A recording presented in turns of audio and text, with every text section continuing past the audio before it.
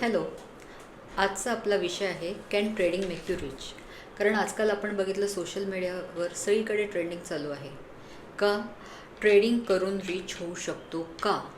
इन्स्टावर बघितलं तेच आहे, यूट्यूबला पण तेच आहे का ट्रेडिंग करा अँड बिकम अ करोडपती. पण खरंच ट्रेडिंग करून आपण करोडपती होऊ शकतो का? ह्या विषयावर आपल्याबरोबर चर्चा करणार आहेत मिस्टर प्रदीप. थँक्यू सोनाली. सध्याच्या काळामध्ये ट्रेडिंग हा अतिशय जिव्हाळ्याचा विषय बनला आहे. लोकांना असं वाटतं की मला कुठलाही जॉब करायची गरज नाही, मला कुठलाही व्यवसाय करायची गरज नाही. मी 9:30 ते 3:30 याच वेळामध्ये माझं 6 तास काम करीन आणि मी खूप मोठा आणि खूप वेल्दी होईल. पण रिॲलिटी अतिशय वेगळी आहे. रिॲलिटी अशी आहे की सेबी डाटा असं सांगतो की जे काही F&Oमध्ये ट्रेडर आहेत त्यातले 95% ट्रेडर हे लॉसेस बनवतात. आणि हे 95% लोक कोण आहेत याचा जर का आपण विचार केला तर त्यांना असं वाटतं की मला काही करायची गरज नाही, मला सर्व काही येतं. आणि ह्या सर्व काही येतं ह्या ओव्हर कॉन्फिडन्समध्ये तो ट्रेडिंग करायचा विचार करतो. त्याला खरं तर काहीच माहीत नसतं की ट्रेडिंग म्हणजे काय, त्याचे ॲडव्हान्टेज काय, त्याचे डिसॲडव्हान्टेज काय, फ्युचर्स अँड ऑप्शन म्हणजे नक्की काय, कॉल म्हणजे काय, पुट म्हणजे काय, या कुठल्याही गोष्टीचा अभ्यास न करता हे 95% लोक F&Oमध्ये जातात आणि ते खोट्या आशेवरती काम करतात. म्हणजे मला उदाहरण द्यायचं झालं तर ही सगळी लोक स्वतःला PhD होल्डर समजतात, पण हे ॲक्च्युली 10वी नापास असतात.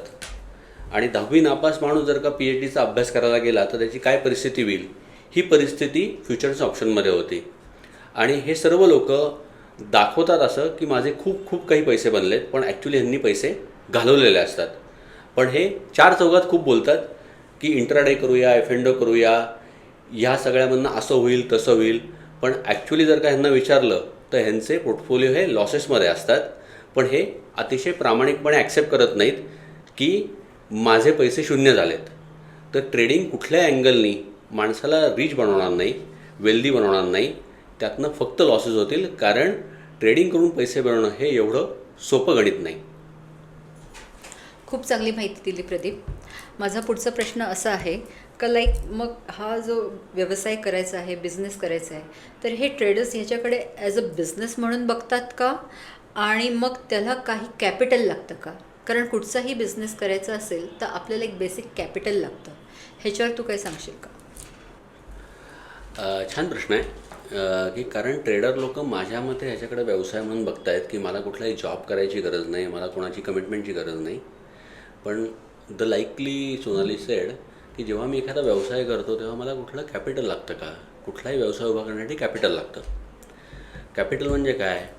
तर एखादा आपल्याला फ्रँचायझी घ्यायची. आपण एक उदाहरण घेऊया की मला एक आईस्क्रीम पार्लर चालू करायचं आहे. तर मला काय करायला लागेल? तर मला एक फ्रँचायझी फी द्यायला लागेल.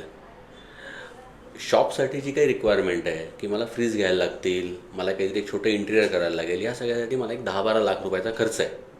आणि जेव्हा मी 10-12 लाख रुपये टाकीन त्याच्यानंतर माझं रेव्हेन्यू जनरेशन चालू होईल. मग ट्रेडर असा विचार करतो का? तर ट्रेडरला हे कळतच नाही की मला कॅपिटल लागतं. मग तो करतो काय? तर तो 100 रुपये जेव्हा माझ्याकडे असतात तेव्हा ॲक्च्युली 500 रुपयावरती ट्रेडिंग करायला लागतो. आणि तो म्हणतो मला 500 रुपयावरती रिटर्न मिळेल.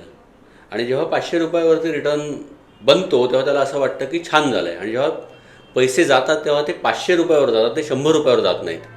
त्यामुळे most of the trader makes losses in to the leverage position. ज्याला आपण असं म्हणतो की ह्याला लिव्हरेज पोझिशन आहे, की माझ्याकडे पैसे नसताना मी पोझिशन घेतलेली असते. तर ह्या लोकांकडे कॅपिटल नसतं. त्यांना ॲक्च्युली कळतच नाही की कॅपिटल म्हणजे काय.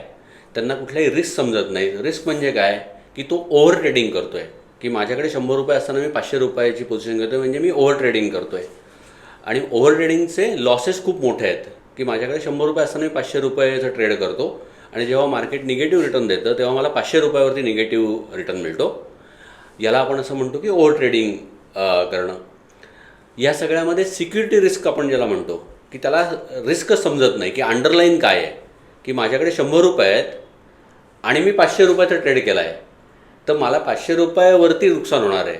तर अंडरलाईन रिस्क त्याला समजत नाही की मार्केट नक्की काय करणार आहे या सगळ्यावरती.